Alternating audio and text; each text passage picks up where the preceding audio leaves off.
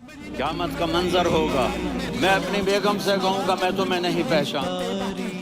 ارے تم کہتے ہو کہ اس کا نام پوچھتے، اس کا پتہ پوچھتے، ارے نہ جانے کیا ہو گیا تھا، ہماری عقل پر پردے پڑ گئے تھے، ہم تو اس کے حسن میں ایسے کھو گئے تھے، ارے جب وہ بولتا تھا نا تو اس کے منہ سے ایک طرف سے ایک آواز آئے گی، ایک آواز آئے گی، امتی امتی، واہ یا رسول اللہ، ہم آپ پہ قربان۔ حضرت عمر رضی اللہ تعالیٰ عنہ کا دریائے نیل کے نام خط لکھنے کا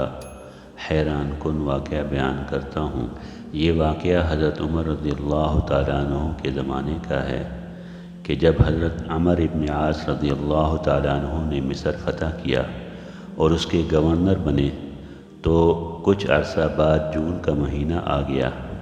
مہینہ کے شروع ہوتے ہی مصر کے قدیم قبطی باشندوں کا ایک وفد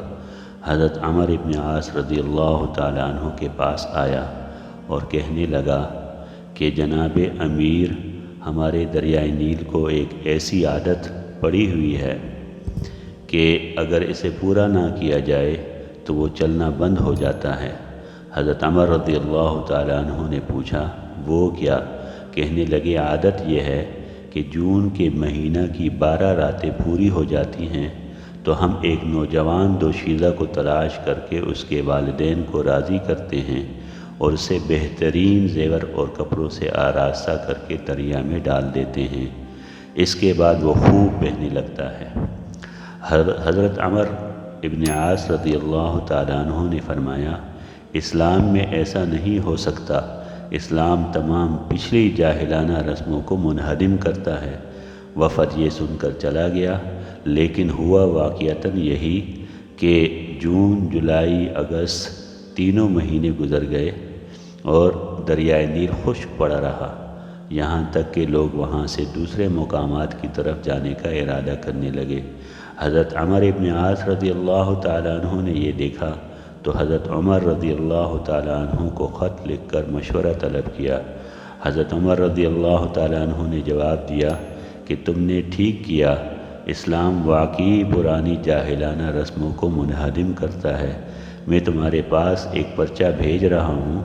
اسے دریائے نیل میں ڈال دینا۔ حضرت عمر ابن عاص رضی اللہ تعالیٰ عنہ نے وہ پرچہ کھول کر دیکھا تو اس میں لکھا تھا من عبد اللہ عمر امیر المؤمنین الی نیل مصر اما بعد فإن كنت تجری من قبلك فلا تجری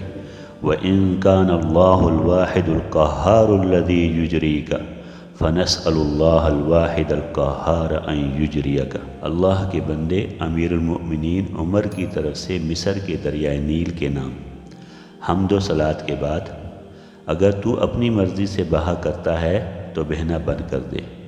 اور اگر خدائے واحد و قہار ہے جو تجھے چلاتا ہے تو ہم اسی خدائے واحد و قہار سے دعا کرتے ہیں کہ وہ تجھے بہنے پر مجبور کر دے۔ حضرت عمر ابن عاص رضی اللہ تعالیٰ عنہ نے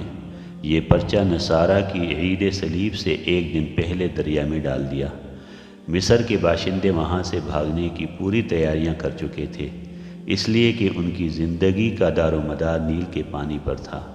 لیکن عید صلیب کے دن جب صبح کو جا کر دیکھا تو نیل پوری آب و تاب کے ساتھ بہنا شروع ہو چکا تھا اور ایک رات میں پانی کی سطح 16 ذراع بلند ہو گئی تھی۔ یہ واقعہ کتاب النجوم الظاہرہ میں مذکور ہے۔